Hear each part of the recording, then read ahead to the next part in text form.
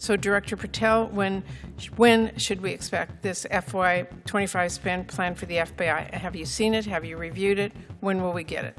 I'll get you an answer, ma'am. I don't have a timeline on that. It was due last week by law.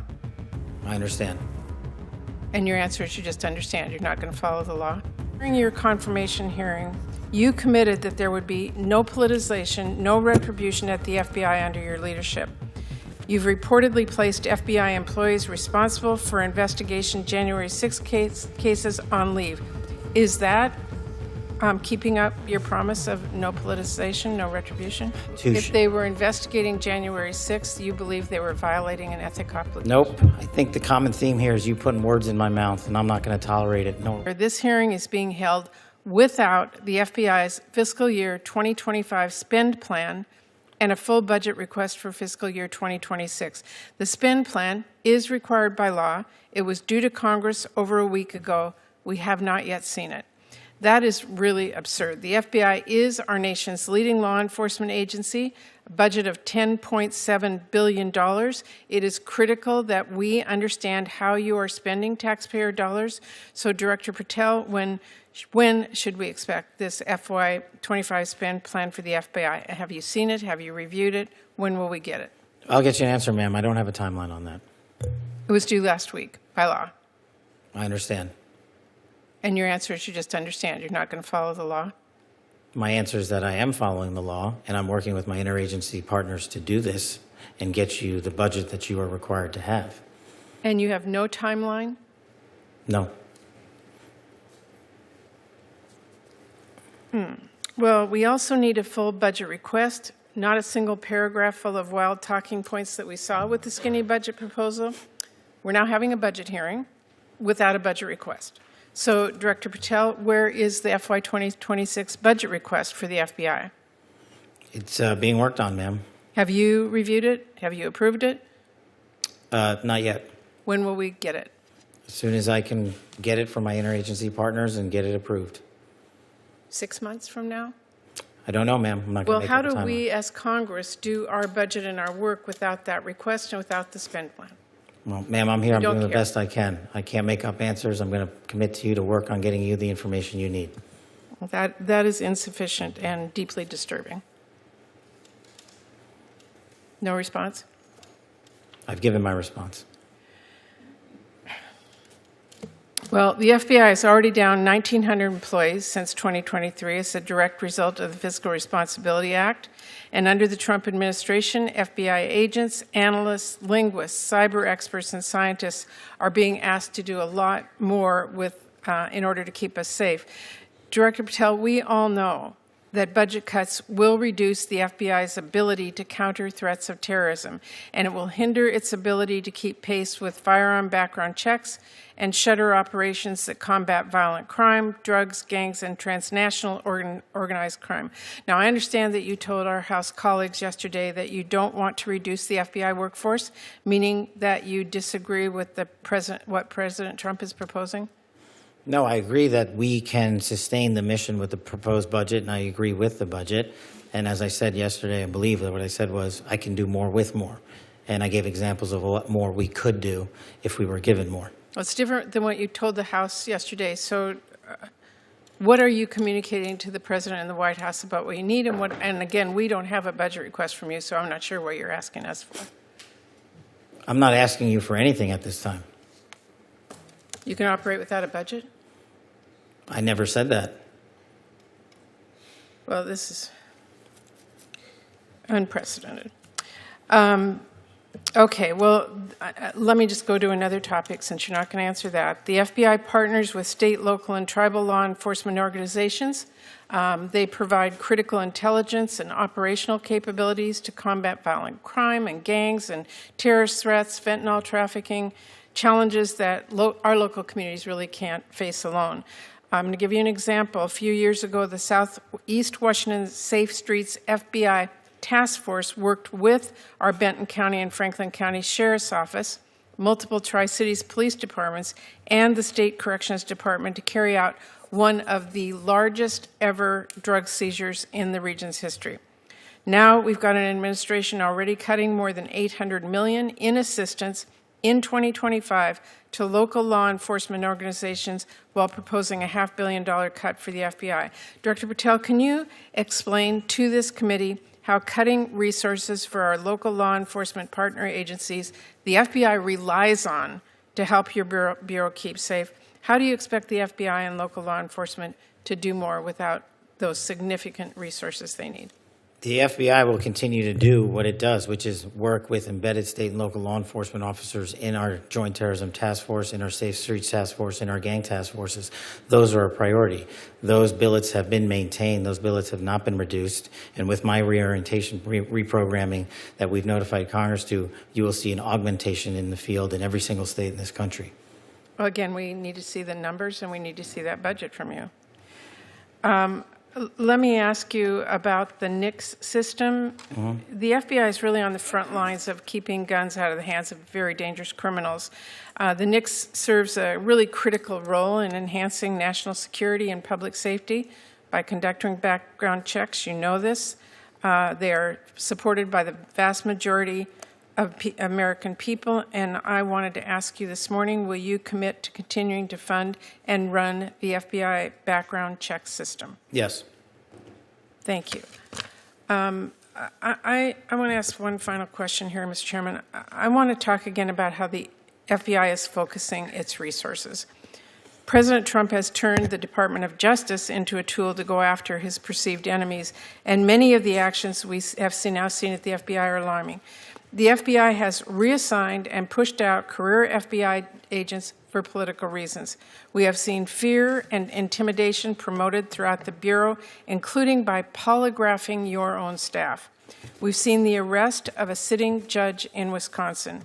And during your confirmation hearing, you committed that there would be no politicization, no retribution at the FBI under your leadership. You've reportedly placed FBI employees responsible for investigation January 6 cases on leave. Is that keeping up your promise of no politicization, no retribution? It is, because that's wildly inaccurate. Let me tell you what the FBI has done since I got there. 8,276 federal arrests, to 820 kilograms seized of fentanyl. That's enough to kill 250,000 people. Over 3,000 firearms seized, 350 gang cases, 3,000 cases against violent well, criminals. that's not my question.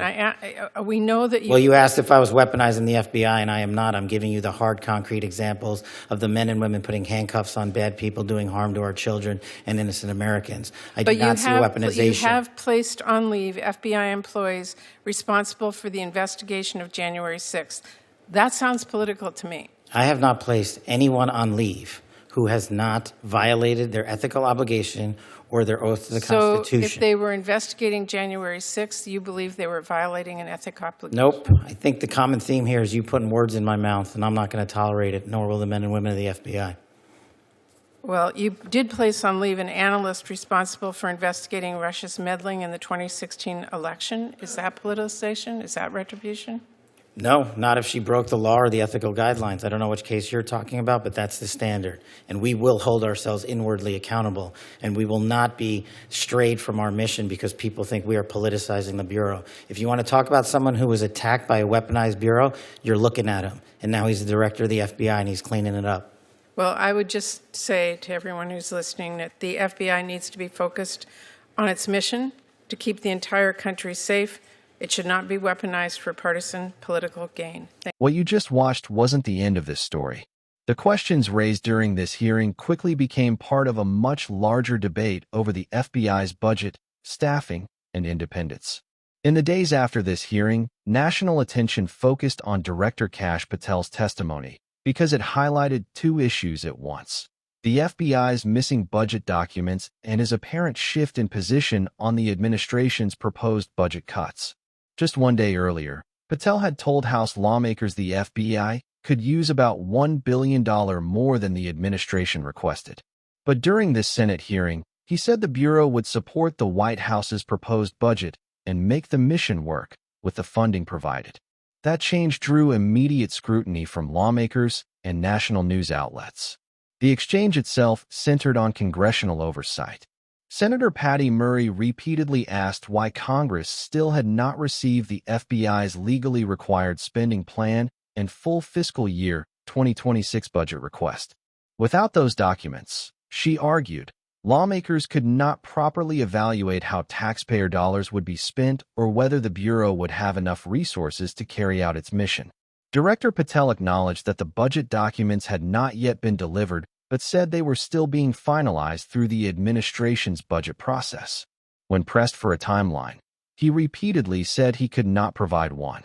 That became one of the defining moments of the hearing because Congress was holding a budget hearing without having the detailed budget information members normally review beforehand. The discussion then shifted from funding to national security priorities. Senator Murray argued that proposed reductions in FBI funding and grants for local law enforcement could affect investigations involving violent crime, cyber threats, terrorism, fentanyl trafficking, and organized crime. Patel responded that the FBI would continue prioritizing partnerships with state and local law enforcement and maintained that the Bureau could accomplish its mission under the proposed budget, while also acknowledging that additional resources would allow the FBI to do even more.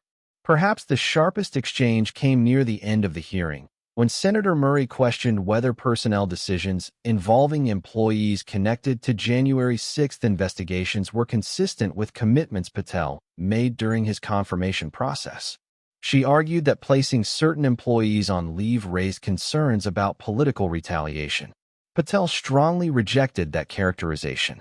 He insisted that personnel actions were based on ethical obligations, not politics, and defended the Bureau by pointing to recent enforcement efforts against fentanyl trafficking, violent crime, and illegal firearms. Throughout the exchange, both sides presented sharply different views of how the Bureau was being managed. The debate did not end with this hearing. As Congress continued considering the fiscal year 2026 appropriations process, lawmakers from both parties continued questioning FBI leadership about funding levels, staffing, and operational priorities. Budget hearings throughout the year revisited many of the same concerns raised here, including whether the Bureau had sufficient resources to address national security threats while adapting to the administration's proposed spending reductions. The hearing also remained part of a broader public discussion about the FBI's role and leadership. Supporters of the administration argued that reforms were needed to improve efficiency and refocus the Bureau's priorities. Critics argued that reductions in funding and personnel could weaken investigations and undermine public confidence in the agency. Those debates continued well beyond this hearing as Congress worked through the appropriations process. Ultimately, this hearing wasn't simply about one missing budget document. It was about Congress exercising one of its core constitutional responsibilities, overseeing how federal agencies spend taxpayer money and ensuring they remain accountable to the public. Whether viewers agree with Senator Murray's concerns or Director Patel's responses, the exchange underscored the continuing tension between congressional oversight, executive branch budget priorities, and the FBI's responsibility to carry out its law enforcement mission. As future budget decisions and oversight hearings continue, the questions raised here are likely to remain central to the ongoing debate over the Bureau's funding, independence, and accountability.